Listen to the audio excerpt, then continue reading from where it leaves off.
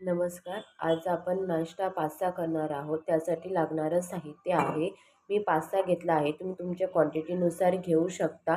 Tomato घेतला आहे. मी जास्त कापला नाही आहे. अर्धाच कापला आहे कारण आंबूस लागायला नको म्हणून. परत कांदा घेतलेला आहे. दीड कांदा तरी मी कापून घेतला आहे. कोथिंबीर, कढीपत्ता, जिरं, मोहरी, हळद आणि आमचं घाटी मसाला घेतला आहे. पास्ता मसाला आणि चवीनुसार मीठ. आता आपण पास्ता करायला सुरुवात करूया.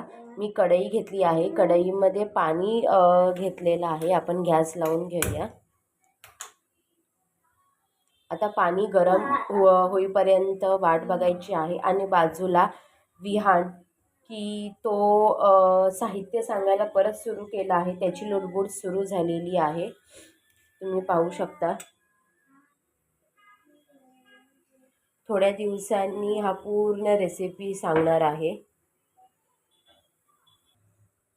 तुम्ही पाहू शकता की पाण्याला आता उकळी आलेली आहे. त्याच्यामध्ये मी आता थोडंसं तेल टाकून घेते. जास्त टाकायचं नाही आहे. तेल टाकण्यामागचं रिझन असं की पास्ता एकमेकांना चिटकत नाही. थोडंसं मीठ, कारण पास्ता शिजताना त्याच्यातही मीठ मुरलं पाहिजे. आता हा जो आपण पास्ता घेतलेला तो मी ह्याच्यामध्ये टाकते. छान हलवून घेऊया.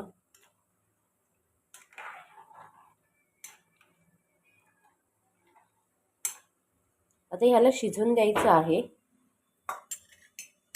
80% शिजवायचं आहे. जास्त शिजलं तर खूप म्हणजे असं चांगलं नाही लागणार, कारण जेव्हा आपण कांदा वगैरे भाजू तेव्हाही तो शिजला जाईल.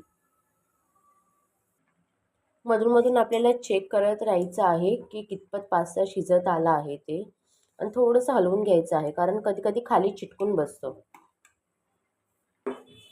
तुम्ही पाहू शकता की आपला पास्ता कसा छान शिजून फुगला आहे.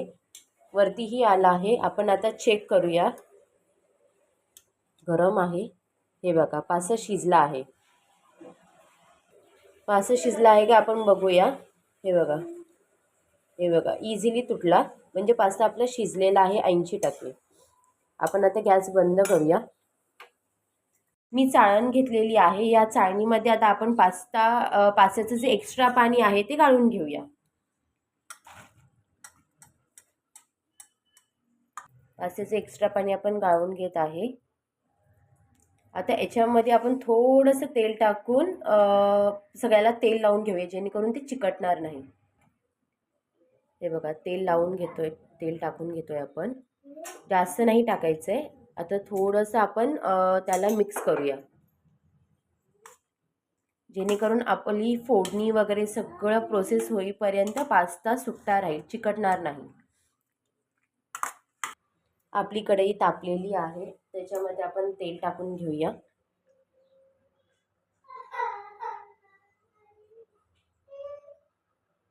तेल तापलं आहे. सर्वात आधी आपण त्याच्यामध्ये मोहरी टाकून घेऊया. छान तडतडून द्यायची आहे. बाजूलाच आपण जिरं टाकूया. कढीपत्ता,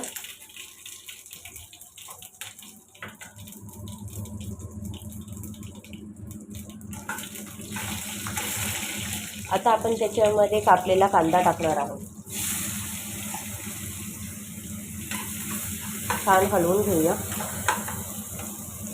कांदा लालसर होईपर्यंत भाजायचा आहे.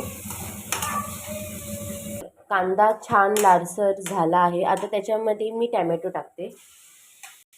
टॅमॅटोही अशाच प्रकारे आपल्याला थोडंसं भाजून घ्यायचं आहे. तुम्हाला हवं असेल तर तुम्ही वाटाणा टाकू शकता, शिमला मिर्च टाकू शकता, जे आपली एक फरसबी येते, फरसबी टाकू शकता. तुम्हाला ज्या आवडतील त्या भाज्या टाकू शकता. आमच्या घरात कोण भाजी खात नाही, त्याच्यामुळे मी एवढंच घेतलेलं आहे. पाहू शकता की तुम्ही छान कांदा भाजलेला आहे.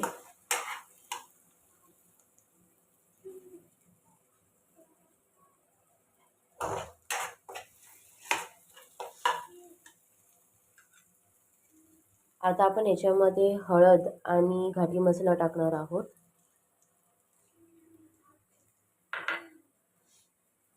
चवीनुसार आणि हा पास्ता मसाला. सर्व काही मिक्स करून घेणार आहोत, हलवून घेऊया छान. आता मी याच्यामध्ये थोडंसं पाणी टाकते, जास्त नाही टाकायचं, अगदी थोडंसं.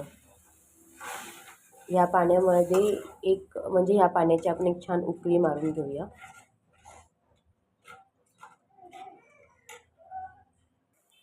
बघू शकता छान उकळी फुटलेली आहे. आता आपण ह्याच्यामध्ये जो आपण शिजवून घेतलेला पास्ता होता तो टाकून घेऊया. तुम्ही आता आपण छान हलवून घेऊया, म्हणजे जो काही मसाला आहे तो पास्त्याला छान लावून घ्यायचा आहे. वरती कोथिंबीर टाकून घेऊया आपण. अशा प्रकारे आपला पास्ता रेडी आहे. अशा प्रकारे आपला पास्ता तयार आहे. आवडल्यास नक्की लाईक करा, शेअर करा आणि सबस्क्राईब करा.